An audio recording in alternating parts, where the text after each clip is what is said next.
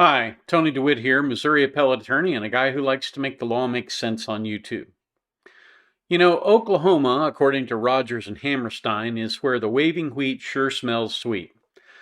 But some things in Oklahoma aren't smelling quite so sweet these days. A judge there is facing removal from the bench for her behavior in a murder trial.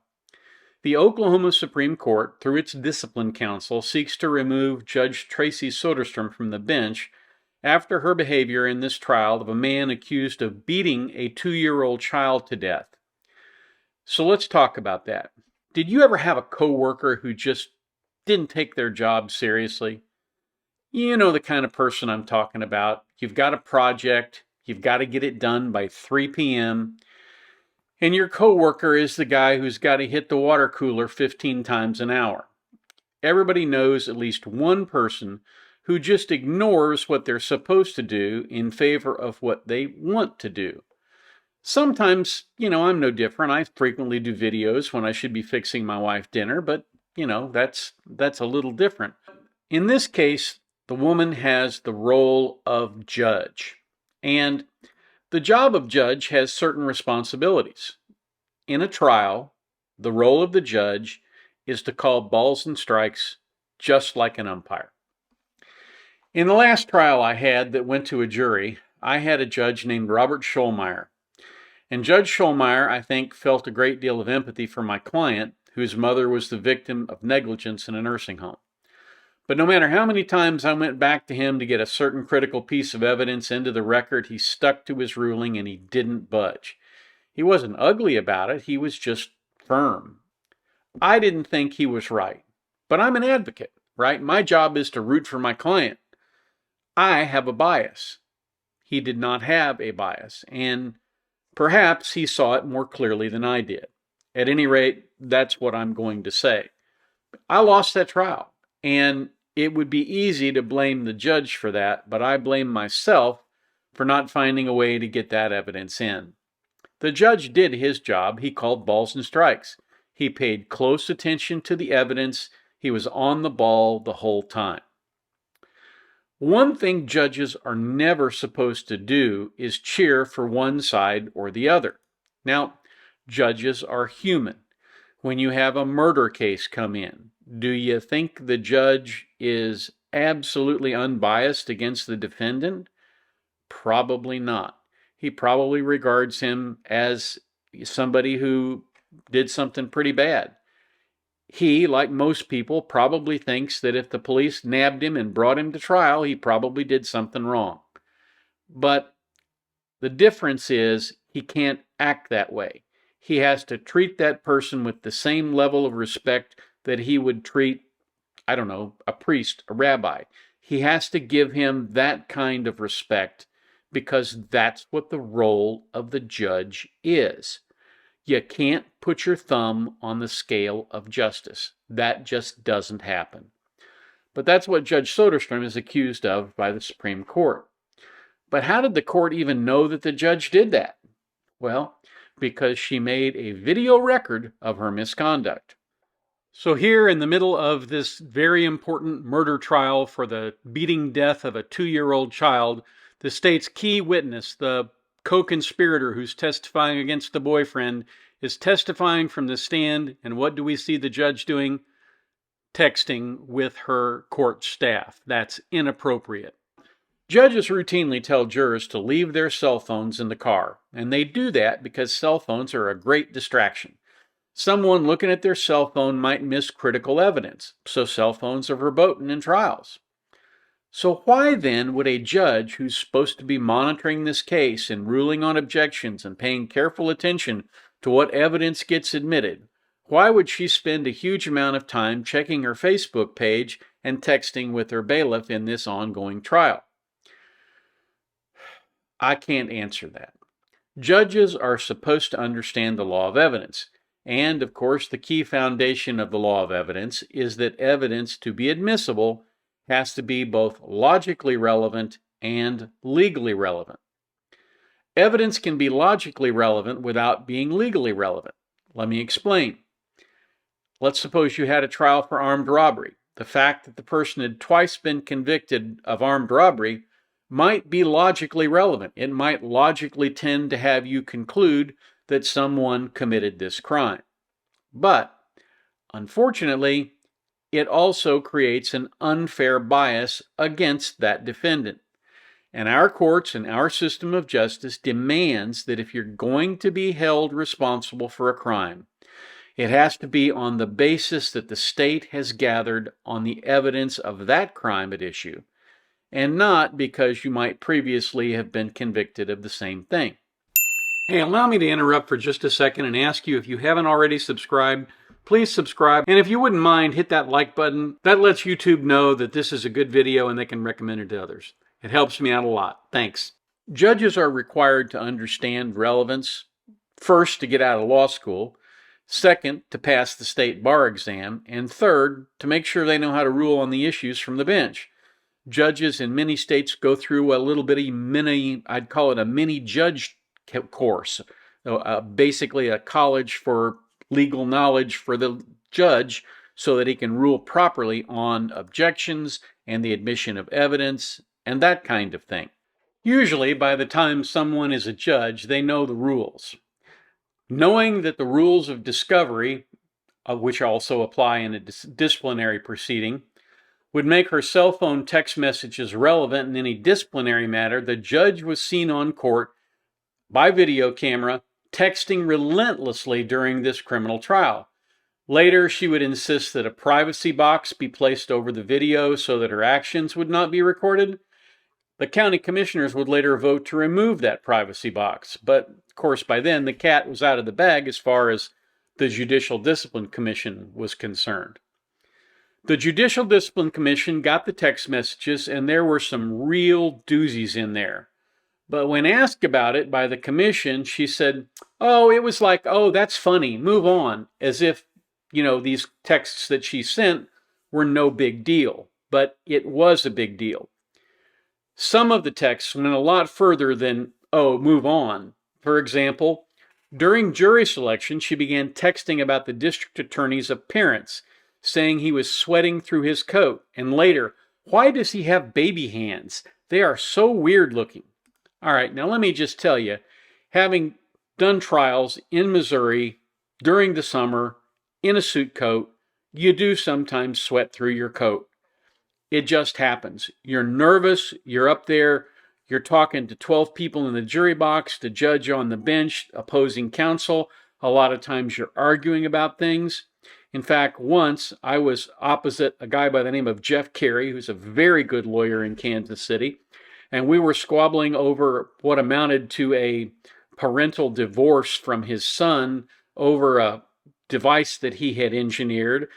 And we're fussing with one another and objecting. And at the break for lunch, the judge looked at us and we were both sweating through our coats. And he said, "Okay, look, when you come back, just take your coats off, put them off in the chair. You're probably not going to be wearing them ever again anyway, because it looks like they're going to be stained through with sweat." So he applied the summer rules in that trial, and we didn't have to go on. And it's okay for a judge to note that and allow us to do that out of the presence of the jury, but you would not want somebody to make that kind of comment as a derogatory statement that somehow sweating through your coat was somehow improper, unreasonable, or due to some other cause. Basically, I think she had a problem with the prosecutor in this case, and this is just one way that it came out. When the bailiff made an ugly reference to the prosecutor's private parts, likely regarding the size of them, the judge replied, "Ha ha." Well, if you're going to laugh at that kind of crude joke, that indicates bias. And the judge should have known at this point that she was biased, that she should have had a duty to call a mistrial and recuse herself, and she did not do that. If this had been a criminal trial and she'd been biased against the defendant, he would have been able to get a retrial now based on her performance, based on what she did. I think that would be obvious. And unfortunately, the way our system works, the fact that the state was disadvantaged, they don't get a second bite at the apple in this trial because the state doesn't get to appeal when they lose. When the state wins, the defendant can appeal. When the defendant wins, the state can't appeal. That's the rule in pretty much every jurisdiction. That doesn't mean that some rulings can't be appealed prior to trial, but it does mean that once a jury has spoken, the jury has spoken. She also texted that prosecutors just couldn't accept that a mom could kill their kid, so they went after the next person available. Again, that is pretty evident of bias. One of her texts during the testimony of the mom, who took a plea deal and agreed to testify against the boyfriend, said, "Can I please scream liar, liar?" And she wondered if another witness had any teeth. Well, it's okay for a judge to take note that someone might not be a credible witness, or that they act as though they are, in a way that would lead you to believe that they are lying. And judges seem to be reasonably good at spotting people who are shifting in their seat, and playing with themselves. These are the kind of things that no judge should ever do. Among the other things the court found troubling was that Soderstrom refused to allow an expert witness to testify for the state. The state wanted to call the witness, and the defendant filed a motion in limine to prevent that. Instead of ruling on the motion before trial, when it could have been appealed, she waited until after the jury was sworn to rule against the state. That deprived the state of the chance to appeal the ruling and also kept them from getting this critical evidence in. Again, thumb squarely on the scale of justice in this case, and that's because apparently she believed him not to be guilty. On trial was Christian Tyler Martzell, 32, who was charged in the 2018 death of his then-girlfriend's 2-year-old son, Braxton. Prosecutors at trial asked jurors to find him guilty of first-degree murder either because he abused the boy himself or permitted the mother to do so. But Martzell was convicted of second-degree manslaughter rather than first-degree murder. The totality of the text messages give the appearance the respondent, who is the judge, believed the defendant was innocent and that she wanted a particular outcome in the case. That's what the Chief Justice of the Oklahoma Supreme Court said. Her comments, according to the Chief Justice, said, they give the appearance the respondent may have taken actions in furtherance of her desired outcome. Well, what was the outcome in the case? Well, as I mentioned, he was convicted of second-degree manslaughter. Second-degree manslaughter has a maximum sentence of 4 years. He had already been detained prior to trial for 5 years, so he was released with time served. The judge was called before the Oklahoma Supreme Court to be removed from office for gross neglect of duty, gross partiality in office, oppression in office, and other grounds for her conduct in that case and in others. So one of the things that happens when you have a situation like this with a judge who has strayed, shall we say, is they are suspended. Now, that the court can do that sua sponte or on its own motion, or you can get a voluntary suspension, and she took a voluntary suspension. Her lawyers have said that she's taking this seriously and that she shouldn't be removed from the bench. So I wondered what I would say if I was representing her, and I guess I would point out that her texts were never seen by the jury, that she has discretion to make evidentiary rulings, and whether the state agreed with it or not, she kept their expert out, and she has the authority to do that. And although her text messages were crass and unprofessional, should she really be removed for that?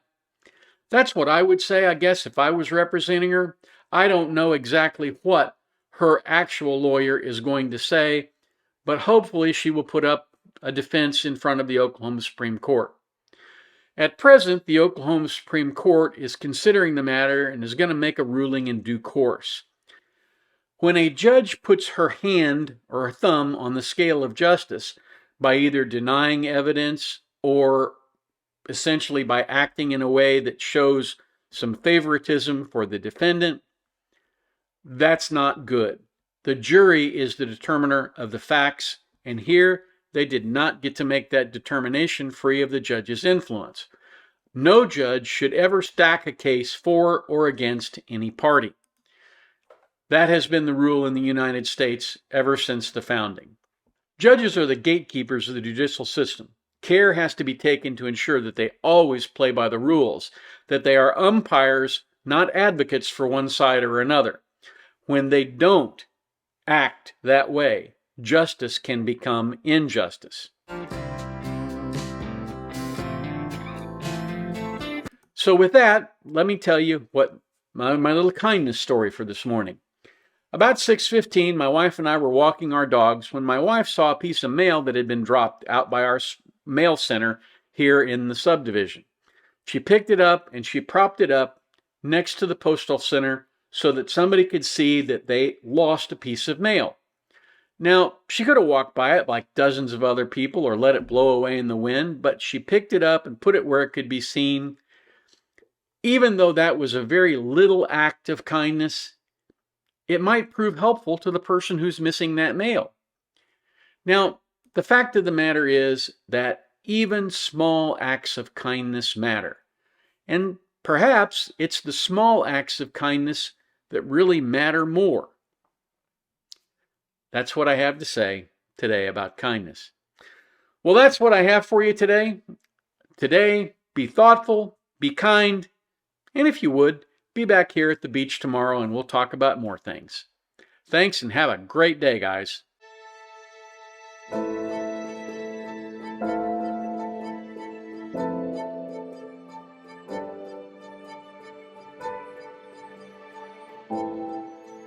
If you like this video, here are a few others you might try, and don't forget to subscribe. Have a terrific day, guys.